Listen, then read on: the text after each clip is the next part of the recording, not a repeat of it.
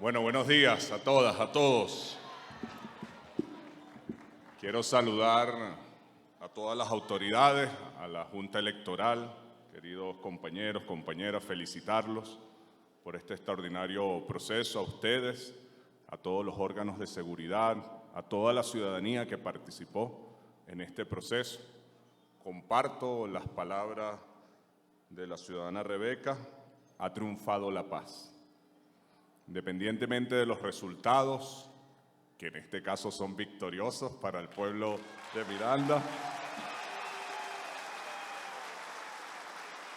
ha triunfado la paz.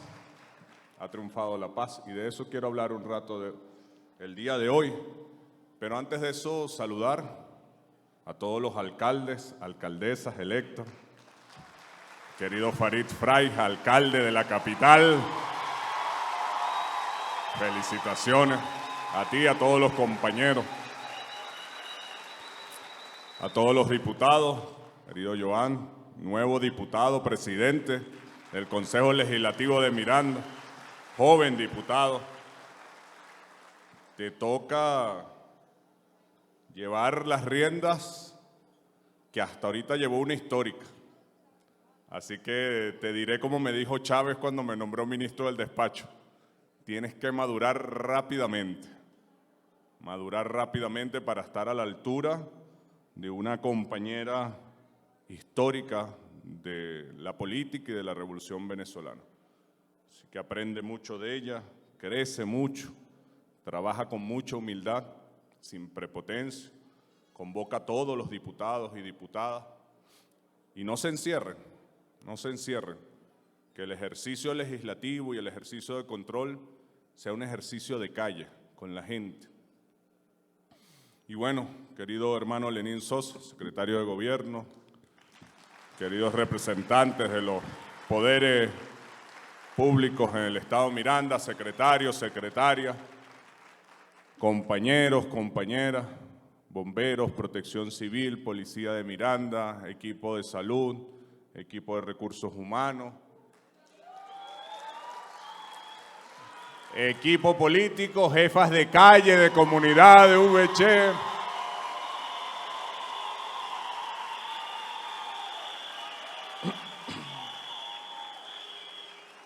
Hoy me tocó a mí recibir esta credencial. Querido equipo de educación, maestras, maestros, madres cocineras,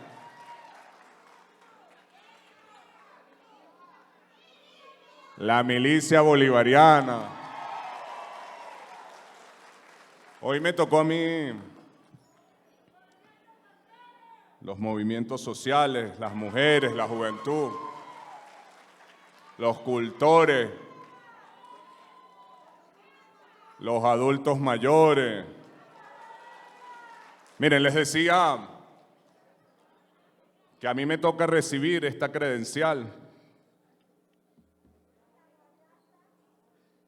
que certifica nuestra reelección al Estado Miranda.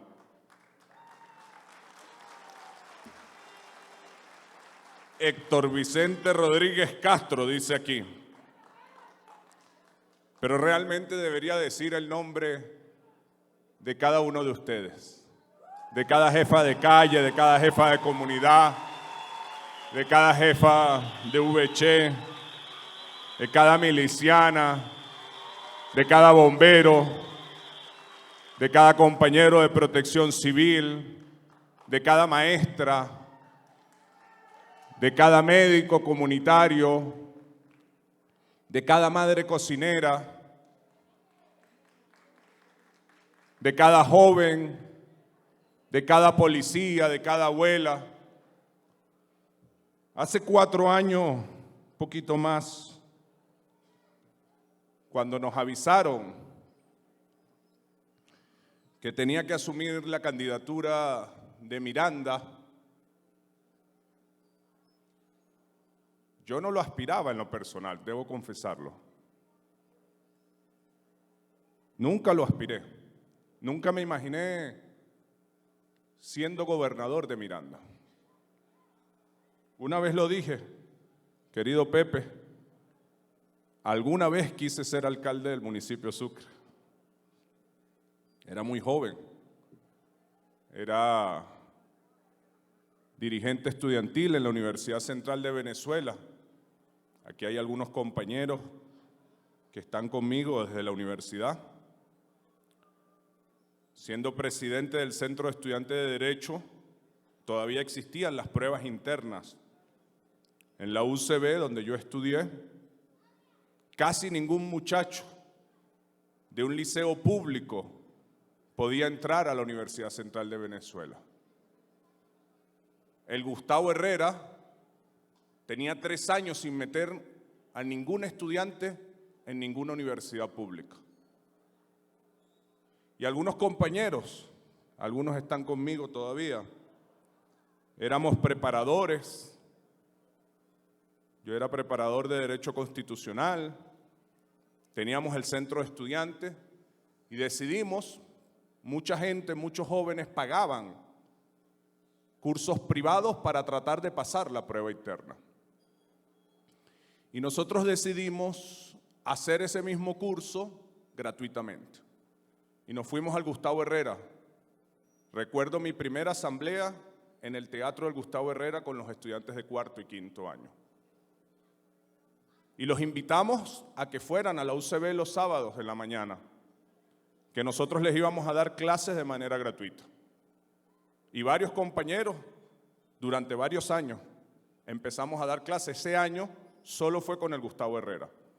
Entraron 36 en la Universidad Central de Venezuela, después de 3 años sin meter a ningún estudiante en ninguna universidad. Y como nos fue bien, al año siguiente nos fuimos, Pepe, por varios liceos de Petare. Fuimos al Luis Beltrán Prieto Figueroa y empezamos a conocer el municipio de Sucre por ese trabajo social. Y como ya se acababa nuestro tiempo universitario, dijimos, ¿qué vamos a hacer? Y como teníamos un trabajo social ahí en Sucre, dijimos, vamos a trabajar para la alcaldía. Pepe ya no podía ser reelecto. La ley no permitía más de una reelección, es decir, 2 periodos. Y empezamos a trabajar, empezamos a recorrer el barrio, a organizar a la gente. Teníamos contacto con varias familias de muchachos que habían entrado en la universidad. Sin embargo, en ese camino nos tocó el debate en la Asamblea Nacional como representante de la UCB.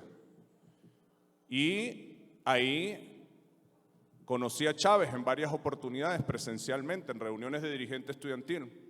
Y en alguna de esas reuniones, Chávez me dio un teléfono en secreto. Me dijo, no le digas a nadie, pero manténme informado de todo lo que está pasando en la calle. Y yo le mandaba su mensaje.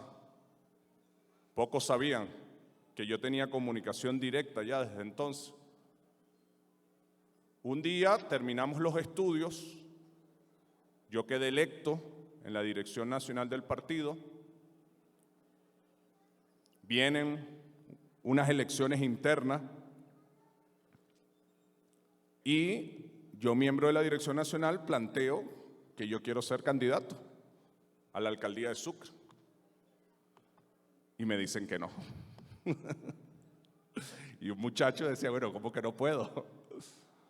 Me dijeron, tú todavía eres muy muchacho, queremos formarte, queremos resguardarte, y no me dejaron. Me mandaron para Guárico. Diosdado Cabello era gobernador y vicepresidente de una región muy grande. Como era candidato a la reelección, sus estados se los dieron otros miembros durante la campaña. A mí me tocó Guárico. No fue fácil porque el PPT en ese momento, que era parte del PSUV, se estaba deslindando y Magnuí era gobernador. William Lara no era nuestro candidato. Y a mí me tocó irme a Guárico municipio por municipio a reconstruir el partido que se estaba partiendo justo antes de una elección. Y lo hicimos, ganamos. Y yo dije, bueno, me quedo en Guárico porque William Lara ganó y me invitó a ser parte de su gobierno. Me invitaron a ser profesor en la Universidad Rómulo Gallego. Estaba terminando mis estudios. Y un día le aviso a Chávez, mira, terminé mis estudios. Me dice, ¿qué vas a hacer? Yo digo, bueno, me están ofreciendo trabajo aquí en Guárico. Chávez me dijo, vente a mi cumpleaños. Yo fui al cumpleaños y me dijo, llega un poquito antes. Cuando llegué me dice, mañana vas a ser mi ministro del despacho. Tenía 26 años. Yo no me sabía ni poner una corbata. No tenía ni un traje. Mañana asumía el despacho y al día siguiente nos íbamos para China. Y tenía que preparar la gira. Y bueno, empezó una relación más cercana con Chávez. Pasé prácticamente casi 6 meses viviendo en el despacho de la presidencia, con un nivel de presión muy alto que yo no comprendía, se los digo. Hacíamos un esfuerzo por hacer las cosas bien y aún así nunca era suficiente. Los actos quedaban bonitos, no había errores y no era suficiente. Siempre Chávez conseguía el error. Y yo preguntaba, ¿pero qué necesidad tiene si el acto quedó tan bueno de siempre exigirnos más? ¿Por qué? Nunca lo entendí. Luego fui a otras tareas, Chávez partió, me tocó ser un ministro después que Chávez partió de la juventud, luego de educación. Y un día, querido Rodolfo Sanz, Nicolás Maduro me llama y me dice, móntate en el avión. Me monto. No sabía para dónde íbamos, nos fuimos a Bolívar. Cuando estamos llegando a Bolívar, me voy a bajar de primero, como es el protocolo, el presidente baja de último, y me dice, quédate. Espera que todo el mundo se baje y me dice, te traje a Bolívar porque vas a ser mi candidato a la diputación por Bolívar. No lo aspiraba, pero después de mi experiencia en el despacho con Chávez entendí que cuando uno milita en un proceso revolucionario, uno no puede hacerlo por aspiraciones personales a un cargo. Que cuando militas en un proceso revolucionario por aspirar a un cargo, y el cargo es más importante que la revolución, eres capaz de dar codazos. Y que cuando das codazos vas debilitando la revolución. Si de verdad militas en un proceso revolucionario, harás lo mejor que puedas hacer en la tarea que te corresponda hacer. Esa lección me quedó muy clara en el despacho. Y a partir de ahí entendí que no tenía sentido creer que la política era una carrera administrativa y que uno era concejal, después alcalde, después diputado, después gobernador. No, no tiene ningún sentido. Terminas haciendo daño. Y traté de empezar a hacer lo mejor que podía en cada una de las tareas que me fue dando la vida. Por eso cuando el presidente Nicolás me dijo, te vienes para Bolívar, que además no es fácil Bolívar, Rodolfo Sanz lo sabe, estuvo bastante tiempo en Bolívar, y además en la campaña de Chávez, que estaba reciente, se decía medio en broma, medio en serio, ahí en el comando, el que lo haga mal se va para Bolívar. Y luego a mí me mandan para Bolívar, y yo dije, bueno, ¿qué habré hecho mal?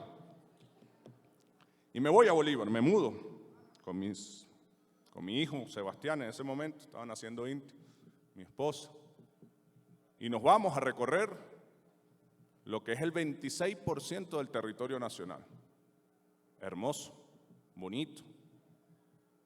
A profundidad nos metimos en sus barrios, en sus campos, en sus espacios, en su cultura. Le pusimos todo el amor. Y nos tocó luego una Asamblea Nacional difícil, la primera Asamblea Nacional en contra. Y el presidente me dijo, quiero que tú dirijas la bancada. Tarea difícil, sobre todo cuando uno es muy muchacho. Que todos reconozcan tu jefatura, que todos te presten atención, que todos crean en ti, en tu liderazgo, en tus decisiones. Siempre cuando eres joven Y en una sociedad machista, cuando eres mujer, cuesta más. Tienes que exigirte el doble. Tienes que demostrarlo 3 veces antes de que te crean. Pero bueno, fue una experiencia interesante. Todo indicaba que a mí me tocaba ser candidato a la gobernación de Bolívar. Así se me hizo saber y así me preparé. Pero un día, por razones que no voy a desarrollar en mi exposición de hoy, se me llama y me dice: Héctor, ya no eres candidato a Bolívar, eres candidato a Miranda. Por supuesto que como mirandino, como barloventeño, es una tarea que me llena de orgullo. Pero yo también sabía cuando me lo estaban planteando que era muy difícil ganar Miranda. Incluso cuando me dan la tarea, los más cercanos me dicen: Héctor, te tiraron a matar. Eso que te están haciendo es para hacerte daño, debilitar tu liderazgo. Y yo les repetí lo que ya para mí se había convertido en un mantra desde el despacho: donde nos toque, demos lo mejor de nosotros. Tratemos de ser útiles. Y siempre que me ha tocado una tarea difícil o un momento difícil, recuerdo un libro que me regaló Elsa Castro, que fue diputada por el MBR. Fue mi tía y recientemente falleció. Se llama Bolívar, el hombre de las dificultades. Muchos de los que han trabajado conmigo saben cuando vienen a quejarse de alguna dificultad que suelo responderles preguntándoles si ellos son bolivarianos. Normalmente me dicen que sí, hasta ahorita todos me han dicho que sí. Cuando me dicen que sí, les pregunto que si su dificultad es más grande que la caída de la Primera, la Segunda República, que si están peor que cuando Bolívar estaba en Jamaica. Siempre me dicen que no. Y les digo, bueno, si eres bolivariano y no estás peor que Bolívar, ¿de qué vienes a quejarte? Crécete en las dificultades. Haz lo que hace un bolivariano. Ponte de frente a la tempestad y asúmela con coraje. Cuando me mandaron de candidato a gobernador, les confieso que me tocó recordar mis propias palabras. No era una tarea fácil. No era fácil sobre todo porque muchos creían que no era posible. Y no hay nada más difícil que lograr algo con un equipo que no esté convencido de que se puede lograr. Lo primero que tienes que hacer no es luchar contra el contrincante. Tienes que luchar hacia tu equipo para poderlo convencer. Y nos fuimos. Primero a la Constituyente, ¿la recuerdan? Sé que muchos de ustedes, cuando se llamó la Constituyente, creían que no iba a servir para parar el odio y la antesala de una guerra civil. El país se veía en llamas. Miranda se veía en llamas. Para donde volteaba, acá en Los Teques. Y decíamos, ¿cómo con una constituyente vamos a lograr la paz? Sin embargo, algunos por militancia, otros por fe, otros porque no tenían opción, nos fuimos todos a la constituyente. Yo volví a mi origen, a Río Chico. Le pusimos todo el amor, toda la organización y logramos una bonita victoria. La logramos nosotros como líderes, pero también la logró y sobre todo la logró nuestro pueblo. En alguna conversación, siendo ministro del despacho, fuimos a visitar una comunidad históricamente adeca. Y varios de los cercanos a Chávez le dijeron, presidente, no vayamos a esa comunidad es muy adeca. Y Chávez lo miró y le dijo, este pueblo es un pueblo chavista. Perdón, corrijo, él dijo, este pueblo es un pueblo bolivariano. ellos trataron de adormitar ese fuego sagrado. Este pueblo solo necesita ser abrazado para que ese fuego sagrado vuelva a prender. A mí me quedó grabado eso. Cuando aterrizamos, íbamos en el helicóptero, un pueblo que históricamente había sido Adeco, que no habíamos ganado nunca. Fue una locura, como era todo con Chávez. A partir de ahí más nunca hemos perdido ese pueblo. A partir de ahí más nunca lo hemos perdido. Eso me quedó grabado a mí. Y recuerdo que cuando el presidente fue a Colombia, después de las tensiones entre Ecuador y Colombia, ¿se recuerdan? Que Chávez se bajó con un tricolor y un ramo de flores. Mucha gente temía por la seguridad de Chávez. Era Colombia. Y Chávez repitió lo mismo. Ese pueblo es bolivariano. Bastó que Chávez se bajara de ese avión para ver interceptada su caravana 1000 veces por un pueblo bolivariano. Queridos compañeros y compañeras, nunca olviden eso. El liderazgo es importante, sumamente importante, pero hay que confiar en nuestro pueblo. Siempre. Mucha gente creía que no íbamos a ganar Miranda hace 4 años. Mucha gente creía que con la constituyente no se iba a lograr la paz. Y nuestro pueblo le demostró a esa gente que este es un pueblo bolivariano. Y con la constituyente logramos la paz. Y después de la constituyente logramos lo que muchos, no solamente que no se ganaba Miranda, muchos creían en ese momento, vuelvan su memoria atrás, que se perdían varias gobernaciones. Y ganamos la mayoría de las gobernaciones, después de la más ruda confrontación social que habíamos tenido. Ganamos Miranda y se vinieron todas las tormentas encima. En Venezuela pasan tantas cosas que a veces uno no se da cuenta del camino recorrido. Después de la elección reciente, la del 21, me agarró una gripe como tenía tiempo que no me agarraba una gripe. Tuve varios días que no me podía ni parar de la cama. Me hice mi PCR, salí negativo, pero me sentía malísimo. Pero fue bueno, porque el cuerpo me obligó a agarrar una pausa para reflexionar, a veces hace falta. Y me puse a sacar cuenta y a leer mis cuadernos. Yo en casi todas las reuniones anoto de estos 4 años. Leí mis notas de cuando se fue la luz en toda Venezuela. Primero se fue en Miranda y de último llegó en Miranda, en Baruta. Leí mis notas de la primera campaña, cuando todavía el CLAP no funcionaba y teníamos líderes en condiciones físicas muy precarias. Leí mis notas de las primeras reuniones de seguridad, cuando teníamos 10, 11, un día estuvimos hasta 17 homicidios en un mismo día. Leí mis notas de las primeras reuniones de Transmiranda, cuando no había ni un solo autobús.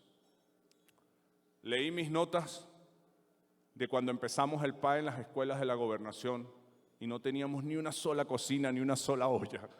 Y decíamos, esto no se va a poder hacer. Tenemos plata para comprar.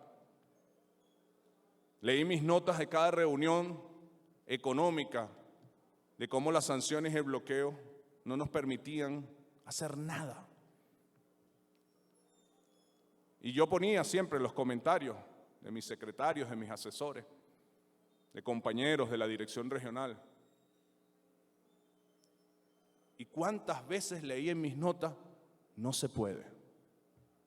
No se pueden bajar los delitos. No se pueden bajar los secuestros. No se pueden bajar los homicidios. No se puede llevar el PAE hasta que compremos todas las neveras, todas las cocinas. No se puede crear Transmiranda en estas circunstancias.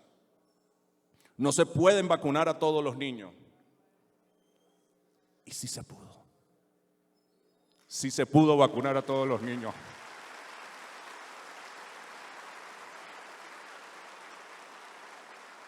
Sí se pudo llevar el PAE a todas las escuelas de la gobernación. Sí se pudo crear Transmiranda y sigue creciendo. Sí se pudo bajar los homicidios. Sí se pudo bajar los secuestros. ¿Y saben qué? En mis notas también se decía que no se podía ganar la reelección, que nadie lo había hecho, que era imposible y que si no lo habíamos podido hacer en los tiempos de bonanza, en los tiempos de riqueza, ¿cómo lo íbamos a lograr en los tiempos de mayor dificultad? Que hay un cansancio acumulado producto de la falla en los servicios públicos, de la disminución de los ingresos económicos. Claro que lo hay. Claro que lo hay. Nadie puede negar esa realidad. Pero ¿había o no había un cansancio en nuestras fuerzas cuando cruzaron los Andes o los llanos? ¿Alguien decía que era posible que un ejército cruzara la cordillera de los Andes en pleno invierno? ¿Alguien decía que era posible que un ejército cruzara los llanos en plenas lluvias? ¿Alguien decía que era posible que un ejército saliera de su frontera para darle la libertad a otros pueblos? ¿Alguien decía que era posible sacar al ejército español de toda América Latina? No, nadie lo creía. Lo creía Bolívar, lo creían sus ejércitos, pero el resto creía que era imposible. Porque los bolivarianos y las bolivarianas no nacimos para hacer las cosas que todos creen posibles. Los bolivarianos, las bolivarianas, los chavistas, las chavistas, nacimos para hacer las cosas que otros creen imposibles.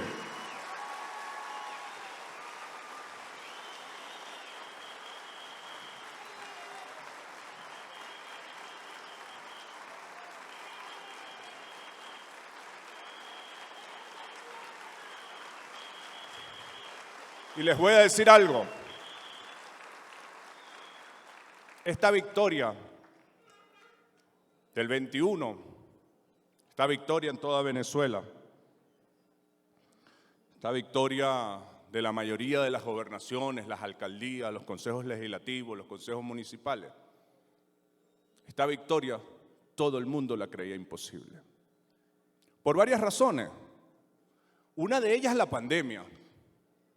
Sepan ustedes que todas las elecciones que se han hecho después de la pandemia, todas las ha perdido el gobierno de turno. No hay ninguna elección en el planeta Tierra post pandemia que quien esté gobernando la haya ganado. La excepción, Venezuela, el chavismo, los bolivarianos.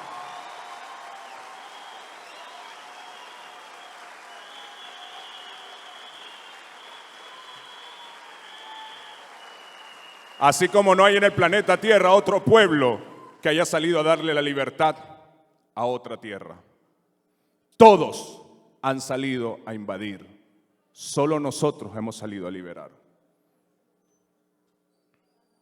Pero además, ninguno de esos que perdieron las elecciones estuvo sometido a un bloqueo y una sanción. Para nosotros no es solo la pandemia. Así que sí. Queridas compañeras y compañeros, quiero que se sientan orgullosos, porque nuevamente han hecho ustedes lo que otros creían imposible. Nuevamente hemos logrado hacer la historia. Y esta reelección de Miranda es un hecho histórico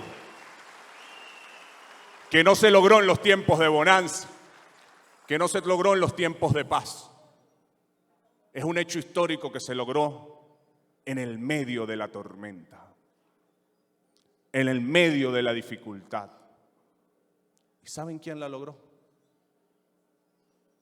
La lograron ustedes. La logramos nosotros. La logró cada médico comunitario que sin tener ambulancia se montó en un Transmiranda o en una patrulla para ir a poner la vacuna. La logró cada maestro, maestra que sin tener teléfono ni tener internet se fue con la jefa de calle casa por casa para que llegara la tarea. La logró cada madre cocinera, cada bombero, cada protección civil que se fueron a los hoteles sanitarios a poner en riesgo su vida para cuidar a nuestro pueblo. La logró cada jefa de calle y de comunidad y de VC que se montó encima una bombona de gas. La logró cada policía que hizo doble guardia, a veces sin tener suficientes patrullas, sin tener suficientes funcionarios para bajar los secuestros y los homicidios. Queridos compañeros y compañeras, esta no es la victoria definitiva. Vienen muchas batallas más. Ahora es que nos queda trabajo por hacer. Amén, amén, amén. Tenemos muchos retos por delante. Muchos. La guerra, la tormenta, la pandemia, el bloqueo, las sanciones nos han generado muchas heridas como pueblo. Lograron, sin duda alguna lo lograron, deteriorar gravemente la calidad de vida de nuestro pueblo. Lograron deteriorar el ingreso de nuestra familia. Lograron desmejorar significativamente los servicios públicos, el agua, el gas, el transporte, la electricidad. Y al deteriorar la electricidad, deteriorar la vida en el hogar, al quemar la nevera, la cocina, la lavadora. Casi, y digo casi y explicaré por qué, que tenemos que comenzar de nuevo. Casi que nos colocaron en la situación que conseguimos cuando llegó la revolución. Tan es así que estamos volviendo a hacer lo que hicimos cuando empezó la revolución, activar las mesas técnicas de agua. A empezar desde el principio. Y digo casi porque a diferencia de hace 20 años, hay una instalación social construida que nos permite no arrancar de cero. Módulos de salud, más escuelas. Porque a diferencia de hace 20 años hay una experiencia y una organización que no teníamos. Por eso no me atrevo a decir que arrancamos de cero. Pero sí arrancamos con los mismos problemas que teníamos hace 20 años. No neguemos que a pesar de la extraordinaria victoria, el golpe que nos han dado o los golpes que nos han dado han significado un deterioro duro en la calidad de vida de todo nuestro pueblo.